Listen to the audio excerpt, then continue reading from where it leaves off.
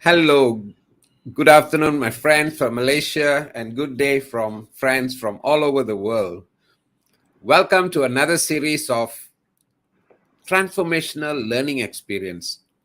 And today I'm honored to have my good friend, Dr. Pramila. I met Dr. Pramila perhaps about 2 years ago, Dr. Pramila. Yeah, Yes, yes. it was a train the trainer program, and I thought a scientist and a chemical engineer is going to give us some idea about some complex chemical issues. But I was so touched when Dr. Pramila discussed a fundamental subject, food, and that really touched my heart, especially during COVID. We had a lot of challenges, at least at the initial phase, related to vaccine. So when the advanced countries started vaccination and Malaysia was slightly delayed, I could understand we are dependent on foreign technology for vaccine. But when Dr. Pramila told me even food, we are not self-sufficient, that was alarming, at least for me, perhaps who are not well equipped or well informed about food security. Perhaps I took it for granted. Food is always available until Dr. Pramila informed us. So once again, Dr. Pramila, thank you very much for taking your time. And it's an honor to see you again. Thank Uh, you. Thank you so much, Major. for the benefit of the audience, perhaps tell us a little bit about background about you and what makes you get interested in this some fundamental subject called food security. Okay. First of all, hello, vanakkam, selamat tengah hari, good afternoon, and konnichiwa, Major, and all the lovely audience who has joined us today on all of the online platforms. So I would like to thank Major first for having me on his podcast series. Before we go further, Captain, did you have a good lunch? Major, did you have a good lunch? Yeah. But today, that since we are talking about food, I was a bit more conscious about food security. I did not take it for granted. Right. So if you had a good lunch, that means which comes to our topic for today. If you had a good lunch means what I mean is you had nutritious lunch. That means a balanced, nutritious lunch. So I actually started with waste management, Major. Yeah, my expertise is on waste management, all kinds of waste. But the most alarming waste that we have is actually food waste. My goodness. Yeah, it's food waste. And food waste is about probably 50% of all the waste that goes to landfill, right? So it's 50%. And out of the 50%, probably 70% is inedible. Inedible means you have all these peels, you do cooking and you have all these peels that you cannot eat. And you have all this agriculture waste and all that. But still, 30% is edible.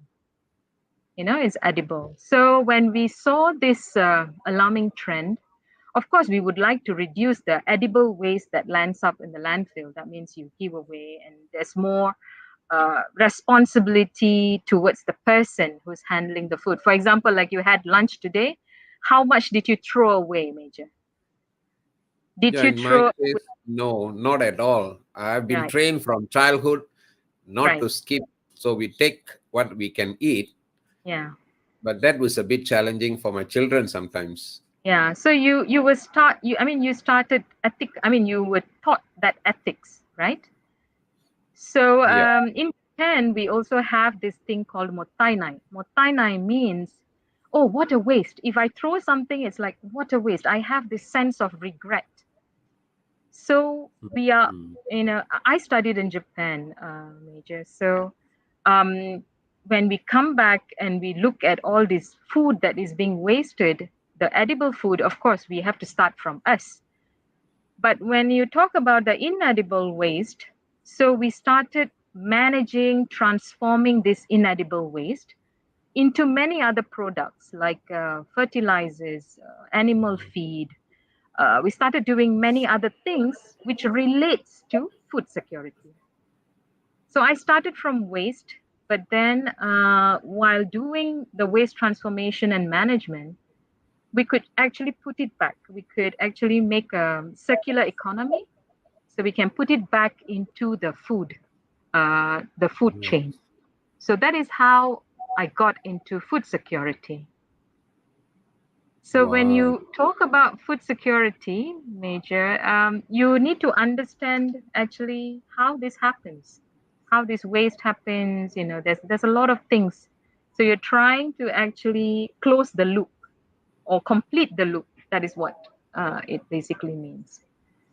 Yeah. Wow. So, Wow. so yeah. 70% of the food, it's just going to the landfill and putting more pressure to the landfill, Right. and Right. you guys are transforming that into value added components Product. like fertilizer and so on. Yeah.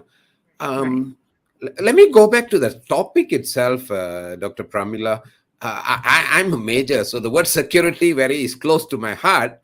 Right. But when we always talk about security, we talk about you and I comfortably sitting down and have teh tarik even at midnight without Mm, having to worry somebody is going to bomb us or what. No, mm, we can walk around without worrying about there will be a bomb dropping or an enemy attacking us. That's the beauty of the security of our nation. Thanks to mm. all the security forces to allow Right. us to keep a peaceful and comfortable life.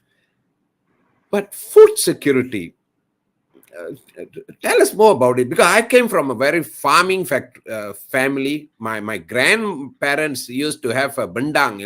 We plant our own paddy. Yeah. We had cows at home, so food was never an issue. Milk and cheese and yogurt, it's a daily consumption. But for countries like Malaysia, uh, it's I won't call it amazing. It surprised me or caused me such a worry that we need to even consider food security. And Mm. please help us to understand this more, Dr. Pramila. Food security, what it is. Okay, Major, I will just come back to your example. You were in the force, right? Yeah. So when you were in the forces, your home is your country. You're trying to secure your country, so you are guarded, you have gated, you have people surveillance. You got a lot of things. You got a lot of things taking care of that home, which is your country. When it comes to food security, your body is your home. Consider your body is your home, right? You're securing your body, you're taking care of your body. One of the aspects, very important aspects here, is food. There are not many people survive without food, True. unless you have all these religious people who can fast for meditate for very long. But if you're a normal human being, food is an important factor in securing your food, in securing your body. Your body is your home, your temple. You're trying to secure that body, and of course, you have exercise and all the other elements, right? You have a home to take care of it. Your cloth. You have many factors, but food is one of the main factors. So when you talk about food security, you're actually taking care of this food for your body. I mean, as you said, we have lots of food, yes, but are they nutritious enough to take care of your body? Okay, when people can say, "Oh, there's a lot of cheap food out there. Everybody have access to food." Are you really sure everybody has access to nutritious food? Not everybody has it. So if you had a meal today, you're considered the most privileged people Wow. in the world. You're the most privileged people. So, but not everybody has this chance. I don't want to talk about other continents, but just let's keep it to Malaysia. While we are talking, maybe someone did not have their lunch yet, or maybe someone is just earning money to have dinner, Hmm.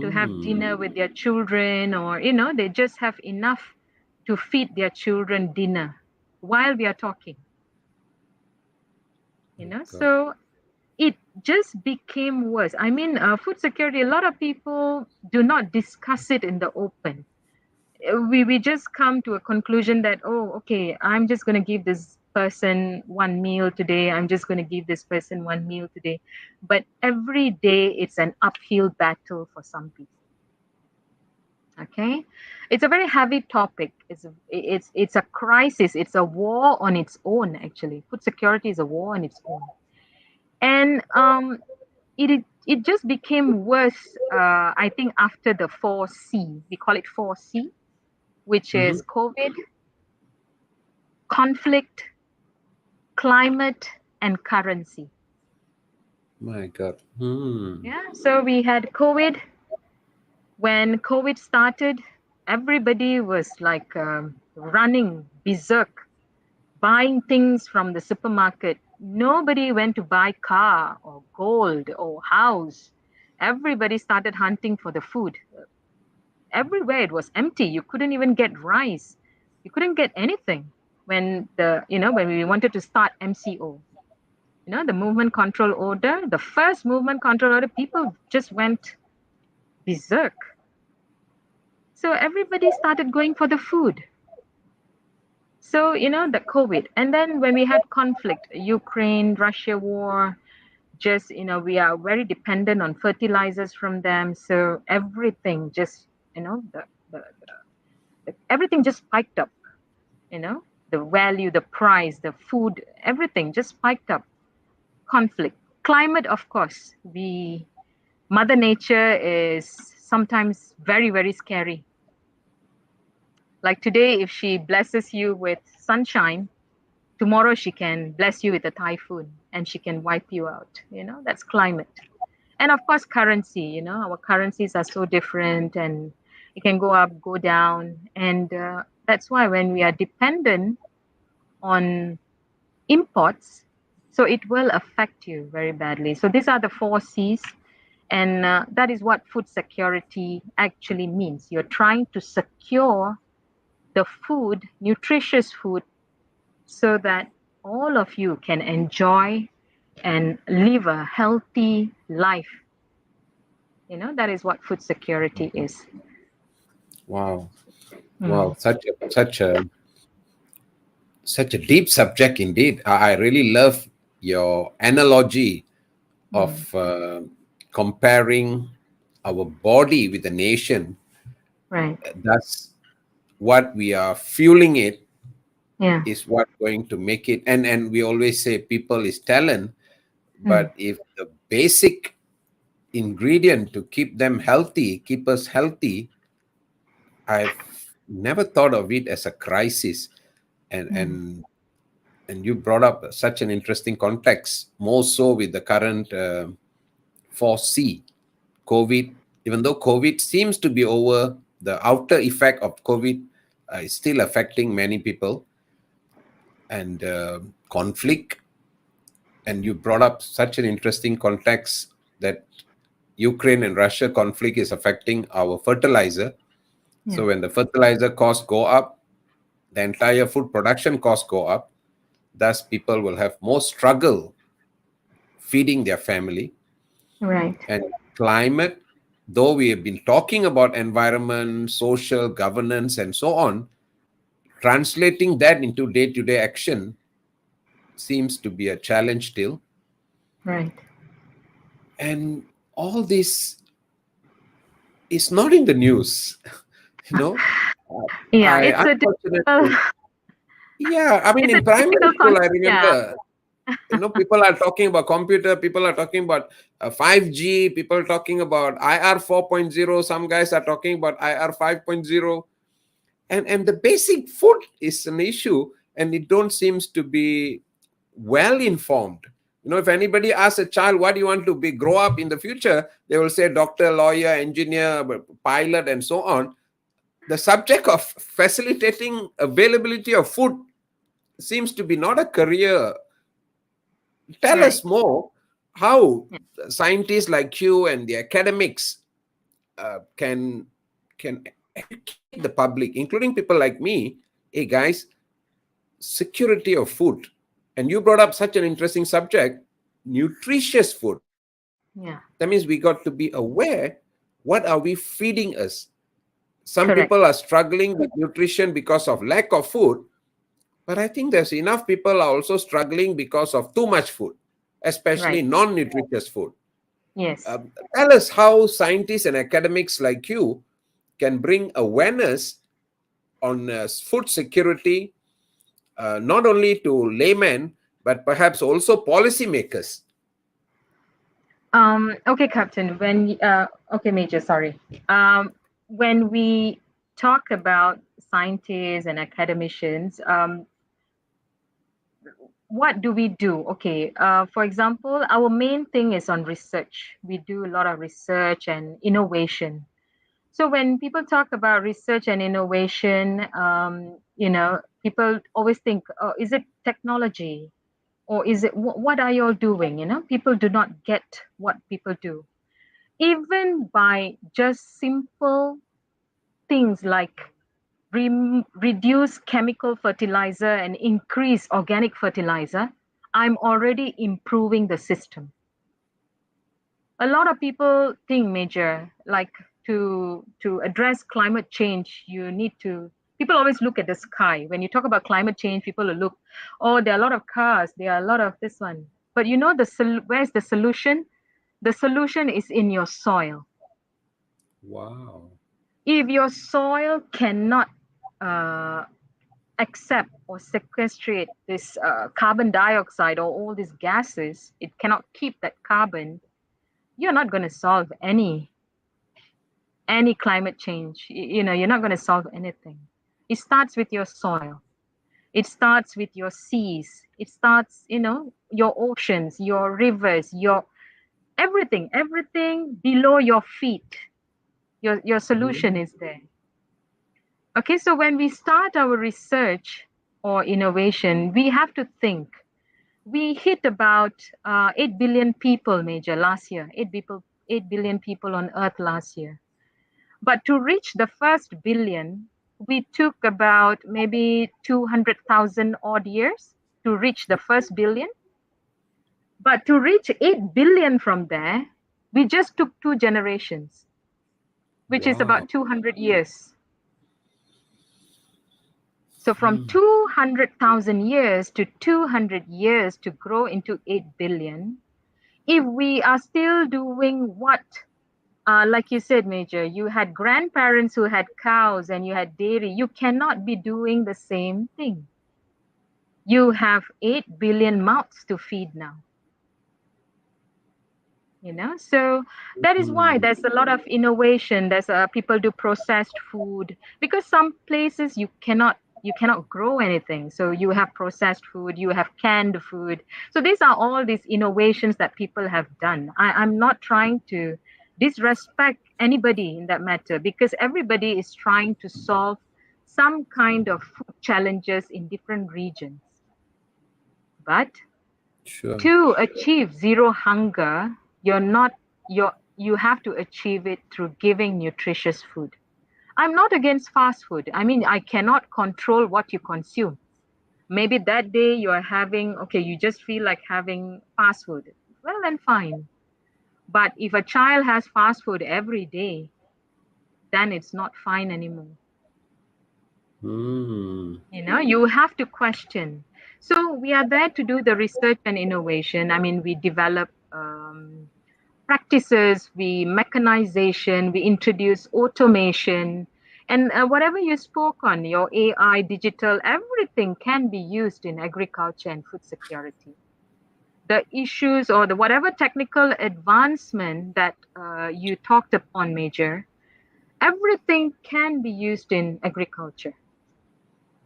So Sure. when we get all this data and we analyze things, and we need some platform to communicate. Where do we communicate our findings? So that is when this knowledge sharing, or like you have been a major support of our research and findings. So people like you are like an idol, for many people. So you're sharing your platform actually My knowledge is shared through your platform and people are listening through your platform. So you have become a way that I communicate what I know. Thank you. Yeah, so research, yes, we do research, we do trainings, yeah, very simple trainings, but we also do it through collaboration and partnerships. We are not doing it alone. We do not we do not work within four walls of the university anymore. We do a lot of collaboration and partnerships, and if someone is watching today would like to collaborate, yes, just do give us a buzz. Major, because Sure. without collaboration and partnerships, it doesn't mean you must be a big corporation to do it, Major. You can be just a small holder, you can be a community interested in doing this. Yeah, just give us a buzz. We would love to partner with you, we would love to collaborate with you, because we want to advance the food safety, we want to advance the food quality. So that is what we do in of course, the climate change mitigation, everything comes when somebody begins, right? Sure. Sure. Yeah. So yeah. Wonderful. Friends who are listening, Dr. Pramila is one of the leading scientists in Malaysia, and her work has been presented in international conferences, and someone who is passionate about food. And when I first met her and her colleagues, good friends, they were leading a smart farming technology research center in collaboration with the Japanese researchers through Malaysia-Japan International Institute of Technology. Dr. Pramila, before that, I remember seeing you some work with Cambridge University, some Mm-hmm. research.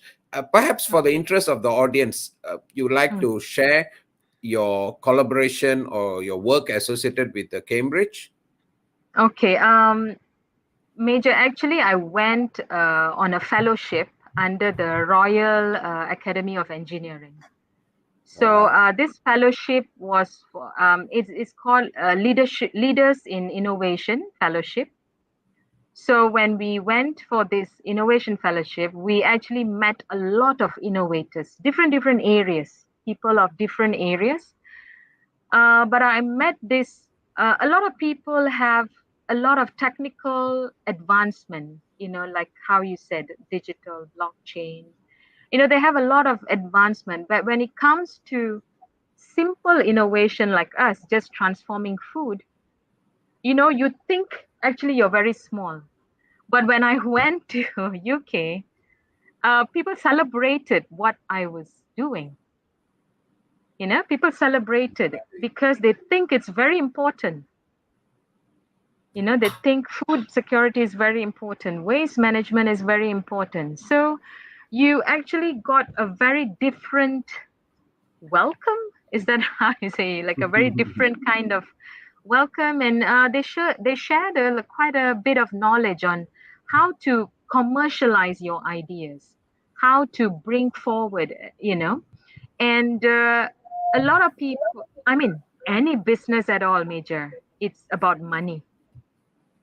I mean, for you to Sure. survive, yeah, we do educate, we do social shape and everything, but whatever is it, people would love to see some money because you want to continue doing what you do.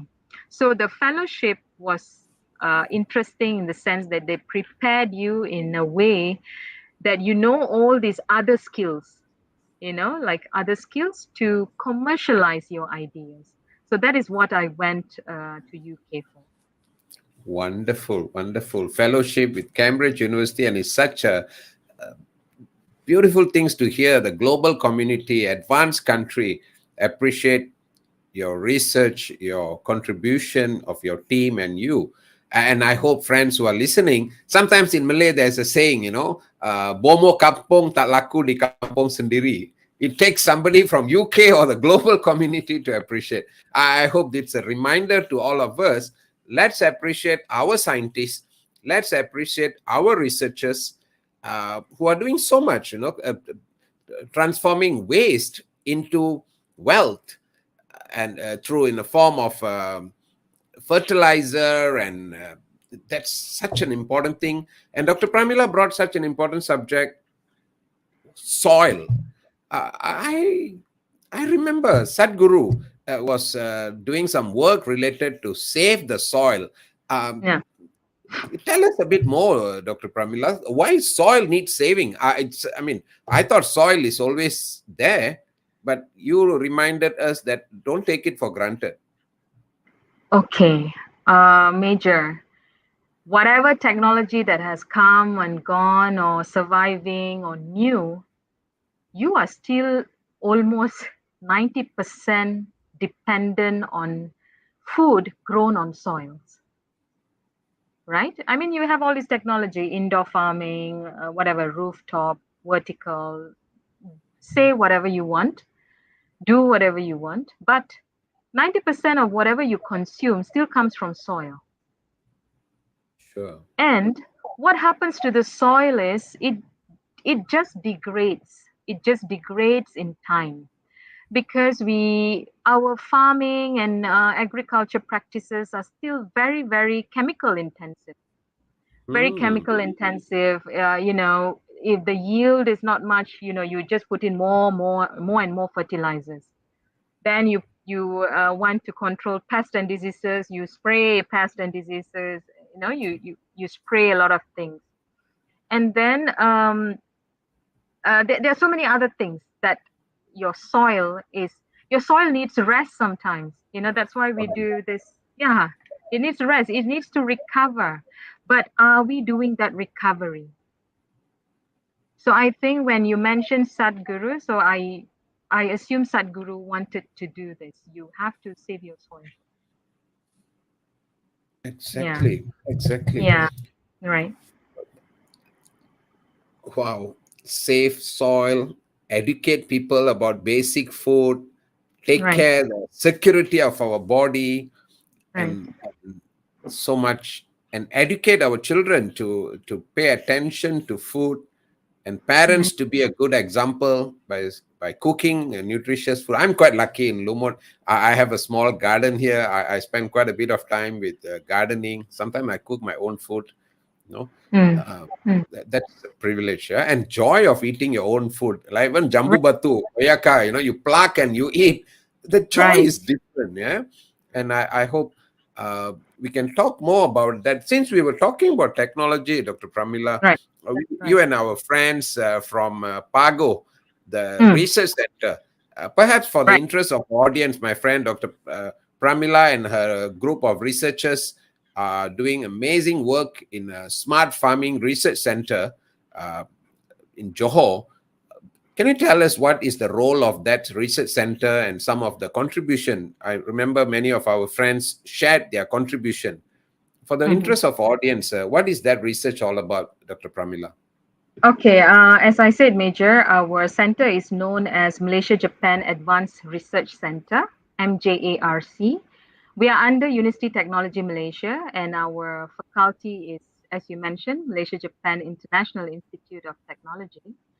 So what we do in our lab in Pago is we actually transform waste into, we call it waste to X.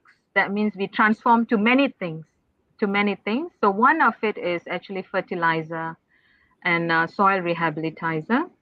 So when we Mm. do this, it's actually a very high quality fertilizer, organic fertilizer, 100% organic.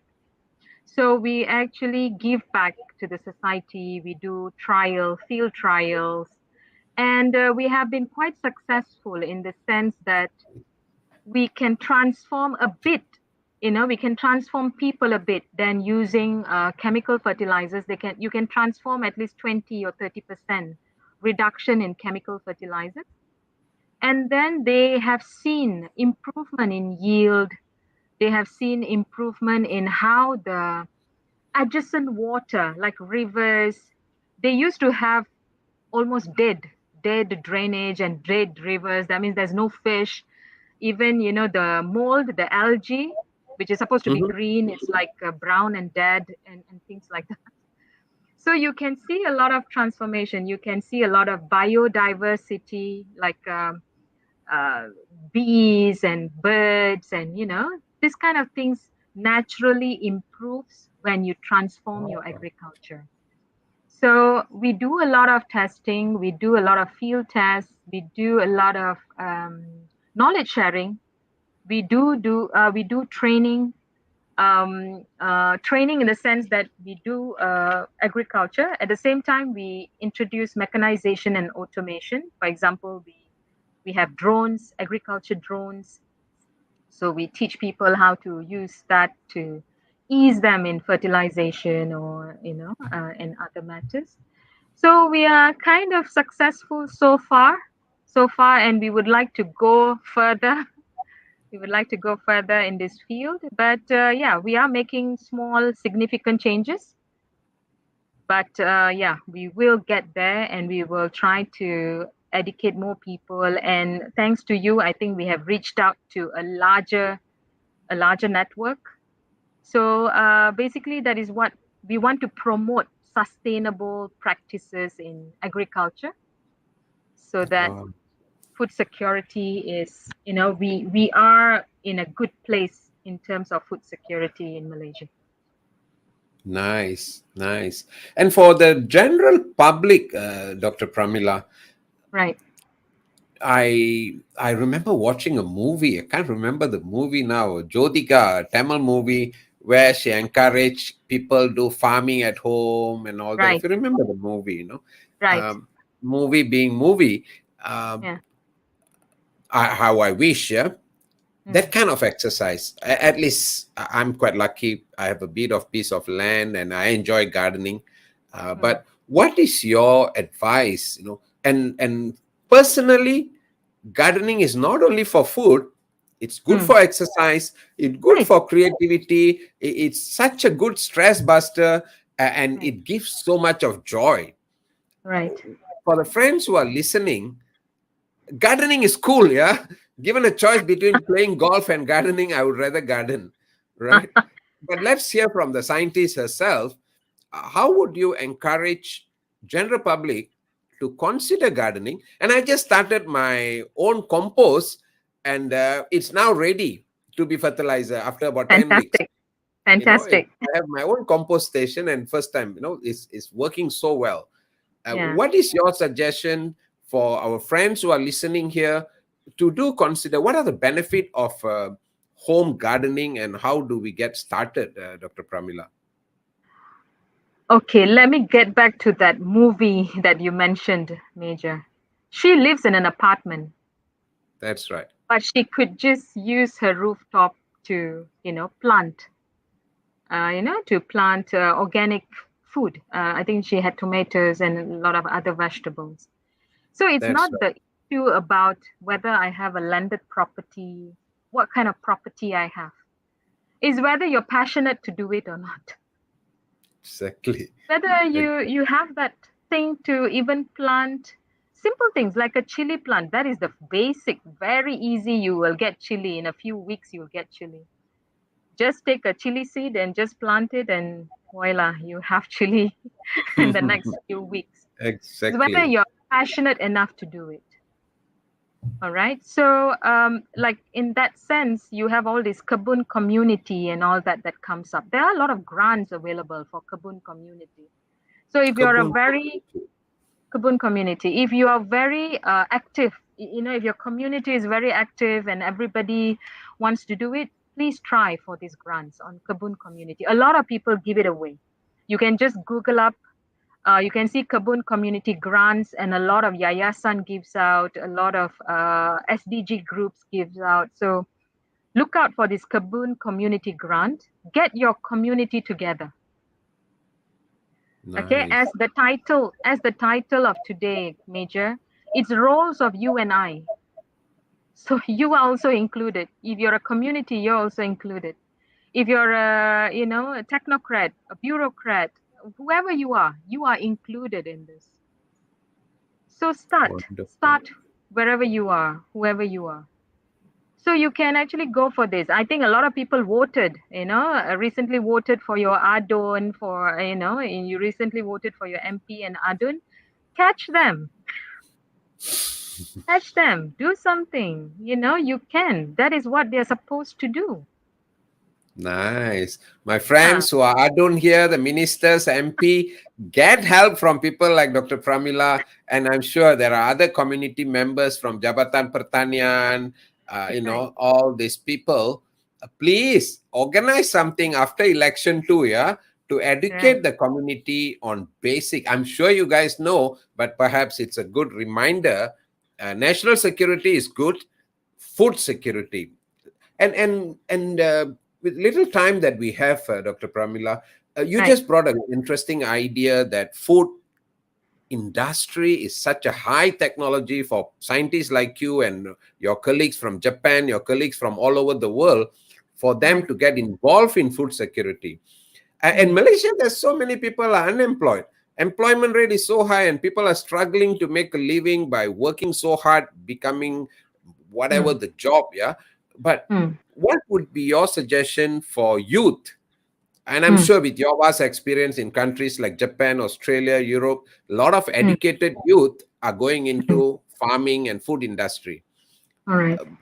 But in Malaysia, from my little knowledge, that don't seems to be a priority. I know few of my friends who are involved in food industry, educated people, but generally, what would be your suggestion for our university graduates, our educated people, retired professionals to explore food industry? What are the opportunities and where do they get started? Okay. Major, have you heard about Farm Fresh? Have you heard Farm? about this Farm Fresh? No. It's a very good local brand. It's a local brand on fresh dairy products. I think Mhm. urbanites, KL and all that, KL Johor, they would have heard about Farm Fresh. A lot of milk. I think in your area, Captain, you are directly from the Yeah, directly from the farm. But that's right. KLites, urbanites, they have to buy from the grocer, right? You have to buy from Mhm. the grocer. So Farm Fresh, this is a Ah, local this is a local brand, Major. So okay. the founder, he had his name is Mr. Loy Tuan E, if I'm not mistaken. Eh? He's a Mhm. Perakian. He's a Ah. Perakian. He had a very high paying job. Mhm. Suddenly he dropped everything and then he decided with his brother that they should rear goats. Wow.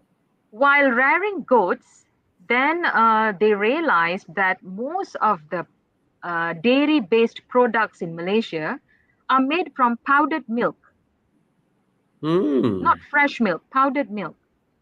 Mhm. So he, his brother, and another friend of theirs, they just ventured and went on to buy around 60 to 80 Holstein Jersey cows from Australia. And the rest is history, Major. They have the largest dairy brand in Malaysia right now. Then they didn't Nice. stop. They didn't stop with that dairy. They didn't stop with the milk. They ventured into products. They ventured into products, some byproducts. They have a very nice farm in UPM. If you all have Mm. time, kindly visit this farm, Palm Fresh UPM. You can. They offer you a one of a kind farm experience. You can visit. There's tours. There's a very nice cafe. There's a ice cream parlor. So Nice. they ventured into many things, and it's a very good brand. And I'm telling you, they definitely are making money. Wonderful. Wonderful. Yeah. Wonderful. So you see, Major, if your grandfather did not stop with just milk, yeah, you could have been the farm fresh owner today. Yeah. Yeah, I Yeah. wish. I wish. I won't be surprised. I'll come and see you. I have my a small piece of land. Agri farming seems to be interesting. And talking about Mr. Lai, I happen to know another friend from your state in Kedah, Right. Ramana Naidu. No, Yes. Yes. no, he's another brilliant gentleman. I follow his Correct. work and I've seen him in Right. TV. No, Right. and the Fimox, if I'm not mistaken, is the brand. Mm.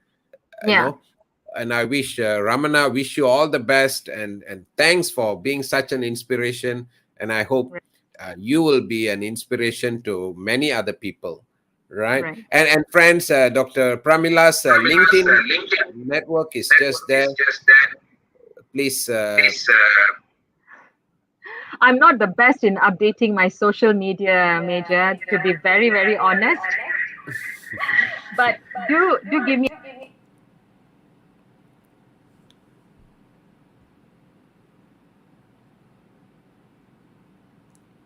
All right. Can you hear me? Yes. Friends, it has been such a pleasure listening to Dr. Pramila and a subject that many of, at least me, took it for granted, food. And when Dr. Pramila mentioned about food security, it immediately touched my heart being in the security industry. But security, after listening to Dr. Pramila, brought us a new perspective. If we want to be a talent, we want to be healthy, we want to be mindful, we want to be innovative, what we consume makes it so important. But Dr. Pramila brought another important dimension. If you want to be responsible for the Mother Earth, for the next generation, we got to pay attention to the soil. And her research and her team's research shows when we pay attention to the soil, it brings significant impact to the other environment, the sustainability of water, and the quality of soil. And I guess this conversation, if just bring an awareness that Right. it's a war. I can clearly remember, recall when Dr. Pramila said it's a war. While it's not in the headline of newspapers, I hope our conversation here brings some awareness. And as a person, you can plant chili padi or whatever, like what I have, Brazilian spinach is so easy to grow. No, my jambu batu is so easy to grow. Nellikai, I don't know, chermai, it's so easy to grow. So, but what Dr. Pramila said, even if you are in a community, even if you are in a flat, make an effort with YouTube today. There's so much can be done. And friends, if you are serious about partnering for research, whether you're in a corporate, if you want to do a CSR, I remember my friends from Maybank who attended my Train the Trainer program. There's one person who's responsible for sort of a farm in Maybank because Maybank want to create awareness on food security, sustainability, environmental consciousness.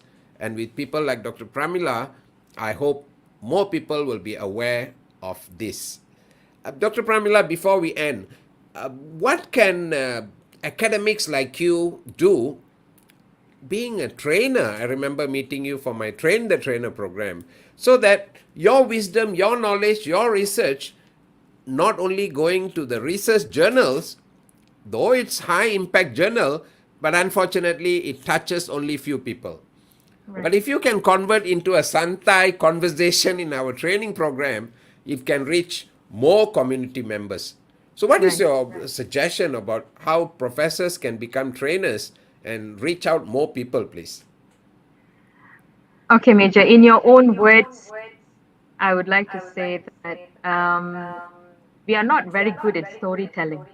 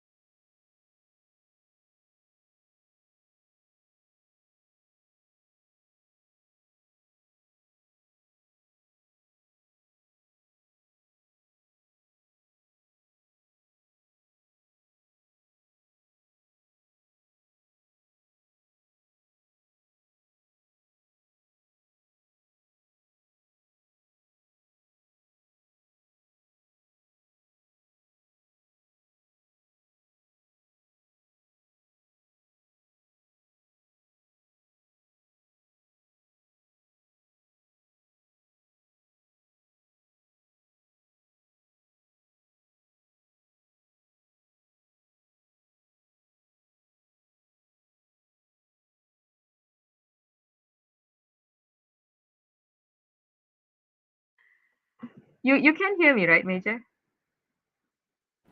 Yep, Ken. Are you? Okay. Can you hear me? Yes, Right. I can hear.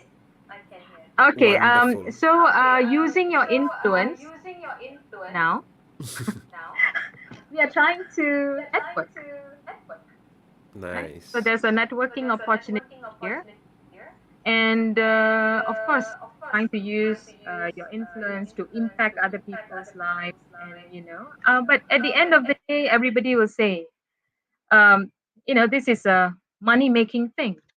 You must have monetary benefits. A lot of people will say, what do I gain? They want to see the monetary benefits. Of course, there is monetary benefits by training, by communicating. When you're transferring skills, a lot of people are going to work with you and all that. So it's a kind of money making through professional development. You are doing that. You are advancing your career, your professional development, but also you're making money out of it. So TTT is basically preparing you to contribute your practical knowledge, your fundamental knowledge for the greater good. Nice. Thank you very much. For academics and researchers, retired professionals, your knowledge is so valuable.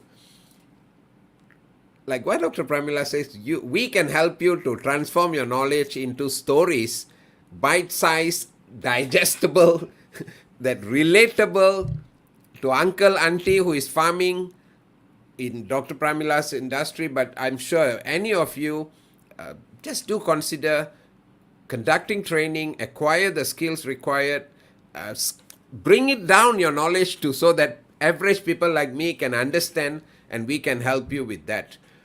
Right. It has been absolute pleasure listening to you, Dr. Pramila. It's an honor, and on behalf of all our audience here, we wish you all the best in your research, and thank you from the entire world for scientists like you for bringing awareness on such an important topic and listening to how the population is grown from 200,000, 200 million or so, and now 8 billion, and the rate is so high. I believe this is indeed a war that everybody must get into the war room and start talking about it. Right. On behalf of all of us, thank you very much and wish you all the best. Thank you, my Thank friends. thank you, Major. Thank you for your time. And thank you everyone for listening.